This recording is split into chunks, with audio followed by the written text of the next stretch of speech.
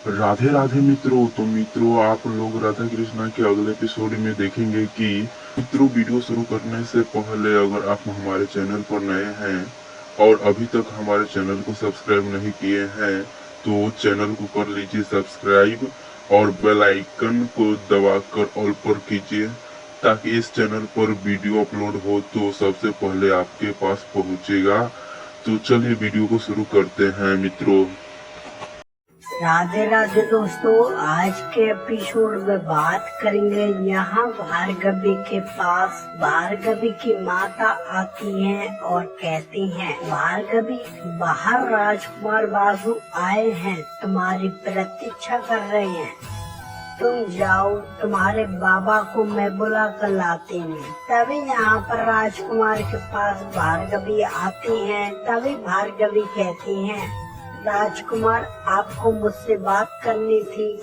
तभी राजकुमार कहता है, हाँ, कुछ महत्वपूर्ण तुमसे भी और तुम्हारे बाबा से भी। तुम्हारे विवाह की बात मेरे साथ चल रही है। यदि उसके पश्चात भी यदि तुम श्रीनिवास से उपहार ले रही हो तो कुछ न कुछ तो कारण अवश्य होगा। तभी भार्गवी कहती हैं, किंतु आप कारण क्यों जानना चाहते हैं? तभी ऋषि भृगु की आवाज आती है कि कारण तो मुझे भी जानना है। तभी यहाँ ऋषि भृगु आ जाते हैं और कहते हैं, किंतु कारण बताने वाला कहाँ है? तभी यहाँ श्रीनिवास आ जाते हैं। तभी राजकुमार कहता है, सब लोग यहाँ तुम्हारे उत्तर की प्रतीक्षा कर रहे हैं श्रीनिवास। तभी ऋषि भृगु कहते हैं, हाँ श्रीनिवास, तो बताओ, भार्गवी को इतने सारे कमल के पुष्प देने का क्या कारण था? तभी यहाँ दरवाजे पर कोई आता है। तभी ऋषि भृगु कहते हैं, इस समय कौन आया होगा? तभी श्रीनिवास कहते हैं, शायद मेरा उत्तर आया होगा, मैं अभी खोलकर देखता हूँ। तभी श्रीनिवास दरवाजा खोलते हैं तो यहाँ पर एक ब्राह्मण आते हैं। तभी वह ब्राह्मण ऋषि भृगु से कहते हैं, मुझे आपसे एक महत्वपूर्ण बात करनी है। मैं एक समस्या में हूँ ऋषिवर। मेरा घर तो आपने देखा ही है, छोटा है और विद्या के विवाह की बात चल रही है।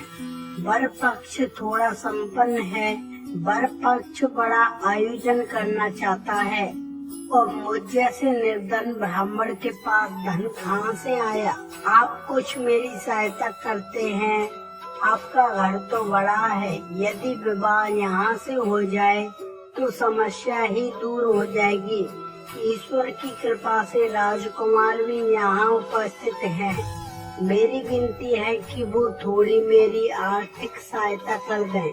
तभी राजकुमार मन में सोचते हैं, यदि मैंने सबके सामने सहायता करने से मना कर दिया तो भृगु और भार्गवी दोनों को लगेगा कि मैं स्वार्थी हूँ और मेरा खेल चौपट हो जाएगा।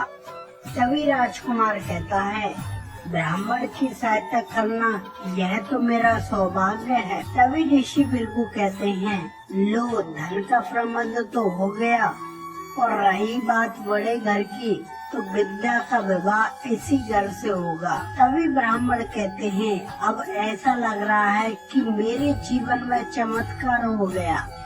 तभी ब्राह्मण कहते हैं, अब मैं घर जाकर सबको यह संदेश देता हूँ कि हमारी सहायता ऋषि भृगु और राजकुमार वासु कर रहे हैं। तभी राजकुमार कहता है, चलो, विद्या की समस्या तो हल हो गई। अब जिस कार्य के लिए आए हो श्रीनिवास, वो कार्य पूरा कर लें। तो बताओ, क्या कारण था भार्गवी के लिए इतने पुष्प लाने का? तभी श्रीनिवास कहते हैं, पुष्प देने का कारण ये विवाह था। वैसे भी मुझे भी ज्ञात नहीं कि यही कारण है, परंतु अब स्पष्ट हो गया। ये सब महादेव की कृपा से हुआ है, अर्थात यह विवाह इसी घर से होना था। मेरा आवाज सत्य निकला। तभी ऋषि भृगु कहते हैं, कैसा आवाज श्रीनिवास, क्या पहेलियां बुझा रहे हो? तभी श्रीनिवास कहते हैं, देखिए, मैं पहेलियां नहीं बुझा रहा हूँ, मैं नटराज के मंदिर में नटराज की पूजा कर रहा था और मुझे ऐसा आवाज हुआ कि नटराज साक्षात मुझे आकर कह रहे थे कि मुझे जाकर भार्गवी की सहायता करनी चाहिए। मैं यह सब सोचते हुए आ रहा था तो मेरी दृष्टि पड़ी उस तालाब पर जिसमें ये सारे पुष्प थे। अब देखिए, कमल जो है उसमें श्री का वास होता है, अर्थात लक्ष्मी का वास होता है। तो मैंने सोचा मैं कमल का पुष्प इस घर में ले आता हूँ, यहाँ पर जो भी संकट है उसका अंत हो जाएगा। क्या मेरा पुष्प लाने का विचार अनुचित था? तभी ऋषि भृगु कहते हैं, बात तो उचित है श्रीनिवास। जो प्रेरणा महादेव से मिली हो वो प्रेरणा अनुचित कैसे हो सकती है? तभी राजकुमार कहता है, चलो माना कि यह कहानी तुम्हारी सत्य है, किंतु एक पुष्प से भी तो कार्य हो सकता था, तो इतने सारे पुष्प लाने की क्या आवश्यकता थी? तभी श्रीनिवास कहते हैं, अब देखो, विद्या का विवाह इसी घर से होना था, जो कि हम में से कोई नहीं जानता था, किंतु अब हो रहा है। अब जिस घर में श्री जैसी पुत्री हो, लक्ष्मी जैसी पुत्री हो, अब उस घर से ऐसे किसी को बिना लक्ष्मी के आशीर्वाद के बिना कैसे भेजा जा सकता है? तो हर एक व्यक्ति को माँ लक्ष्मी के आशीर्वाद के स्वरूप में एक एक पुष्प दिया जाना चाहिए। तभी ऋषि भृगु कहते हैं, उत्तम कारण था श्रीनिवास। यदि कारण स्वयं महादेव हो तो कुछ भी अनुचित कैसे हो सकता है? इतना कहने के बाद ऋषि भृगु राजकुमार को बाहर छोड़ने के लिए चले जाते हैं। तभी भार्गवी श्रीनिवास से कहती हैं, झूठे कहीं के, ऐसा कब आवाज हुआ तुम्हें? पुष्प लाने की, पुष्प देने की हट तो मेरी थी, तुम्हें कब आवाज हुआ? तभी श्रीनिवास कहते हैं, किंतु तुम्हें तो आवाज हुआ ना, इसलिए तुमने इतने सारे पुष्प लाने का हट किया। ये प्रेरणा महादेव ने तुम्हें दी और तुम और मैं भिन्न तोड़ी हैं। तुम्हें आवाज हुआ अर्थात मुझे आवाज हुआ। और यहाँ गोविंदराज कपड़े धो रहे होते हैं, तभी यहाँ श्रीनिवास आकर बैठ जाते हैं।